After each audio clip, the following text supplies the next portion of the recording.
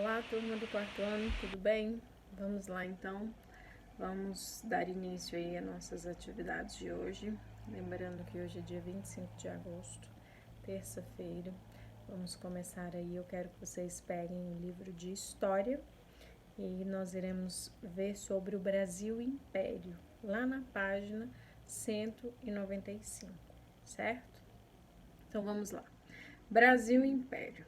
Proclamada a independência do Brasil em 1822, iniciava-se uma nova etapa da história brasileira. Então, na aula passada nós vimos aí sobre, a independência do Brasil. Foi quando Dom Pedro, resolveu que o Brasil seria independente, de Portugal. Aí deixamos de ser, onde ele, deu o grito do Ipiranga lá, e falou independência ou morte, e aí teve a independência do Brasil, e hoje nós somos nosso país, nossa república, Entre 1822 e 1831 ocorreu o primeiro reinado. Nele estão registrados fatos importantes para a história. Dom Pedro foi aclamado imperador do Rio de Janeiro e, como tal, tomou algumas medidas importantes.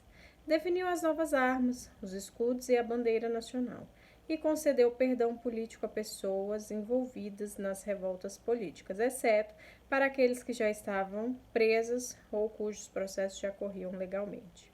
Uma Assembleia Geral Constituinte também foi efetivada. Em abril de 1823, e apesar dos vários projetos idealizados, a inexperiência legislativa dos deputados fez com que o corpo fosse dissolvido e apenas 24 artigos tivessem sido discutidos até novembro.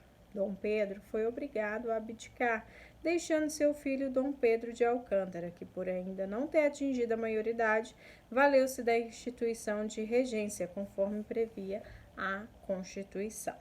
Os regentes eram pessoas já atuantes no cenário político, que representavam os três grupos: de direita, que apoiava Dom Pedro I, de esquerda, que se posicionava contra, e de centro, que era a favor da restauração da monarquia, porém com alterações.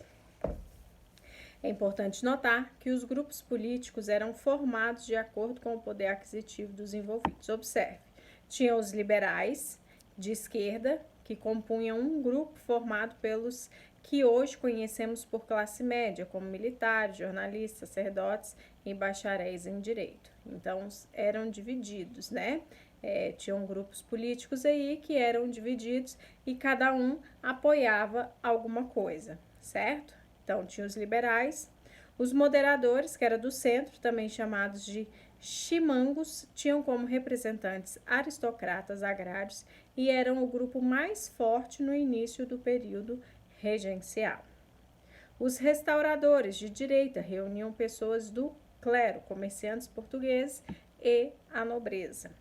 O período regencial vai de 1831 a 1840 e foi marcado por recorrentes rebeliões populares, ocorridas por vezes simultaneamente. Aconteceram 4 regências. A regência trina provisória, composta pelos senadores Nicolau Pereira de Campos Vergueiro e José Joaquim Carneiro de Campos, além do brigadeiro Francisco de Lima e Silva. O último tinha como principal encargo a manutenção da ordem e o controle dos populares. Esses regentes foram eleitos provisoriamente porque no período a Assembleia estava em recesso. A regência trina provisória governou pouco mais de 2 meses e então outros representantes foram escolhidos. Aí veio a regência trina permanente, que deveria governar por 4 anos e contava novamente com o brigadeiro Francisco Lima e Silva e os deputados João Braulio Muniz e José da Costa Carvalho, representando, respectivamente, as províncias do norte e do sul do país. Aí veio a regência una de Feijó. O padre Diogo Antônio de Feijó foi eleito como ministro da Justiça para a regência trina permanente em 1835, tomando posse em 12 de outubro do mesmo ano. Seu conturbado governo, marcado por projetos de liberdade e democracia, mas também pela fragilidade do cenário político, fez com que o sacerdote reunisse quase 2 anos depois. Aí veio a regência Una de Araújo Lima, assumindo o poder após a renúncia de Diogo Antônio Feijó e eleito em 1838. Segundo o regente, atendia aos interesses da elite conservadora, trazendo de revolta a centralização do poder. Então, essas aí foram algumas regências que teve, né, entre o período de 1831 até 1840, e aí foi marcado por muitas rebeliões populares, né? Durante o Brasil Império, houve sucessivas revoltas populares que refletiam a insatisfação dos brasileiros. Veio a cabanagem, ocorreu na província do Grão-Pará, e assim, como todas as outras rebeliões, revelava o desagrado da população com seus representantes.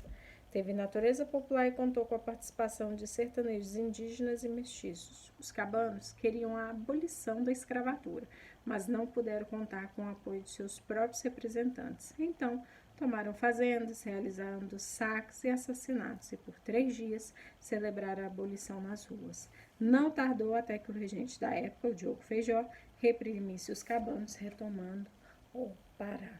Então, teve muitas revoltas, né?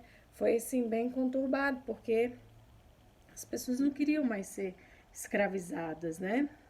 Aí veio a revolta da Balaiada, aconteceu no Maranhão, que possuía a maior concentração de escravos aprisionados, quase metade da população. A quantidade de pessoas que trabalhavam nas lavouras de algodão era motivo de preocupação para a elite, pois as fugas eram constantes. Unidos aos homens livres, em sua maioria vaqueiros ou pecuaristas, lutaram contra o recrutamento obrigatório e contra as perseguições do Partido Conservador. Os líderes Raimundo Gomes e Manuel Francisco dos Anjos Ferreira, também conhecido como Manuel Balaio, agricultor e fabricante de cesto na região de Balaios, daí o nome do movimento, junto a seu grupo invadiram fazendas, libertando escravos, trazendo os mais combatentes à causa. Com o auxílio do ex-cativo Cosme Bento e apoiado por liberais, o grupo conseguiu dominar Caxias, a segunda maior cidade maranhense na época. Porém, o governo regencial nomeou para presidir a província o coronel Luiz Alves de Lima e Silva, que rapidamente destruturou a organização formada pelos liberais, matou Manuel Balaio e rendeu Raimundo Gomes. Posteriormente, depois de incansável busca, Cosme Bento foi capturado e enforcado. Aí veio a Sabinada, que foi um movimento que contou com a participação da classe média de Salvador, influenciada pelos ideais da Revolução Francesa, rebelava-se contra a reforma do governo centralizado. Recebeu esse nome por conta de seu principal líder, Fernando Sabino da Rocha Vieira, que, divulgando sua ideologia através do jornal que dirigia, o Novo Diário da Bahia, além da distribuição de panfletos, que conseguiu assumir a cidade, controlando a movimentação. Em pouco tempo, esgotaram-se os recursos financeiros e as ideias não chegaram a atingir outros lugares nem outras camadas sociais, o que enfraqueceu o movimento e tornou a retomada da cidade mais fácil. Diversos integrantes da Sabinada foram condenados à morte. Fernando Sabino ficou preso até a sua morte em 1846. E veio a Revolução da Farroupilha, ou a Guerra dos Farrapos, que aconteceu no Rio Grande do Sul, e foi a maior e o mais extenso conflito do período regencial. O nome tinha a intenção de menosprezar os combatentes da tropa, que, mal vestidos, destoavam de seus líderes de elite. A criação de gado era a principal atividade econômica da época, e sua carne, que era transformada em charque, carne seca, era fundamental para a alimentação das pessoas mais pobres e dos escravos. Portanto, dada a sua importância, os impostos cobrados sobre ela eram altos e muitos. Isso, aliado à ajuda que a província do Rio Grande do Sul precisava prestar às províncias que não produziam o suficiente, provocou a revolta dos criadores de gado pecuaristas da região. Em 1838, a República foi proclamada pelos gaúchos e Bento Gonçalves, o líder da Revolução, proclamado presidente. O governo, notando a proporção que a revolta tinha adquirido, procurava combater os farroupilhas, ao mesmo tempo que negociava com eles, com o objetivo de findar o movimento.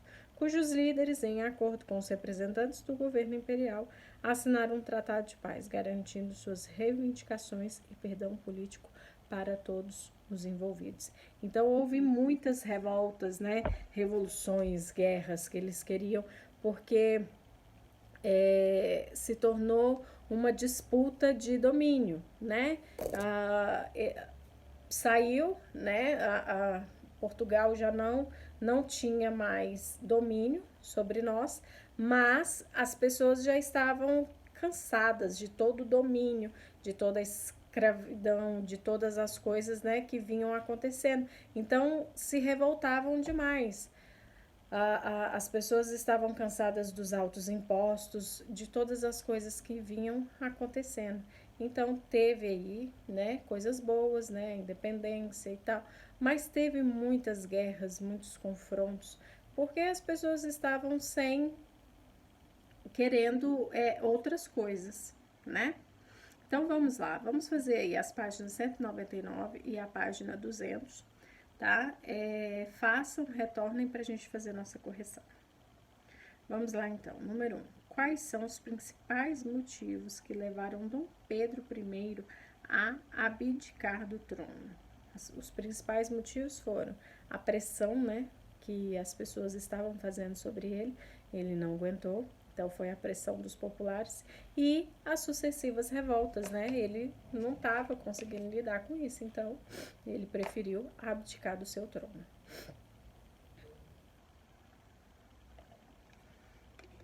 2. Como você vê a renúncia do imperador? Um ato de covardia, uma precipitação ocasionada pela falta de planejamento diante da pressão dos populares, ou uma saída estratégica, uma vez que o poder não sairia das mãos da família? Justifique sua resposta. Então, vocês irão colocar aí para mim, o que vocês acham que... como que você vê essa renúncia aí do imperador, né? Dom Pedro abdicou do trono, então como que você vê? Você acha que foi um ato de covardia dele? Você acha que ele foi covarde, não conseguiu? Então ele se acovardou e por isso ele renunciou? Foi uma precipitação que ele teve? O que vocês acham aí? Anotem aí para mim. 3. Sobre os posicionamentos políticos da época, é correto afirmarmos que os restauradores de direita visavam o benefício das camadas populares? Não. Os moderadores de centro defendiam ideais comuns ao grupo de direita e de esquerda. Sim, eles eram, né, de centro e eles apoiavam. Via alguma coisa da direita, não, então vamos apoiar. Via alguma coisa, tá, vamos apoiar. Eles não tinham um lado, não, eu apoio só a esquerda, eu apoio só a direita. Não, ele apoiava tanto a direita quanto a esquerda, dependendo ali do que era sido tratado. 4. Entre as 4 regências, qual você acredita que teve um governo mais voltado para o povo? Justifique. Qual foi aí? A regência una do Diogo Feijó, né? Que por ser liberal e pertencer ao baixo clero, o seu governo propunha a descentralização do poder. E seus ideais libertários, como por exemplo a libertação dos escravos, ia contra os interesses da aristocracia, né? Então, número 5. Qual era a motivação dos que se rebelavam junto aos movimentos populares? A cobrança de impostos, a situação de miséria em que maior parte da população encontrava-se e a restrição à cena política. 6. Algumas das revoltas populares aconteceram no seu estado? Qual? Se sim, você percebe resquícios dela em monumentos ou até comportamento das pessoas? Então, vocês irão colocar aí, tá bom? Então, essa foi nossa aula de história.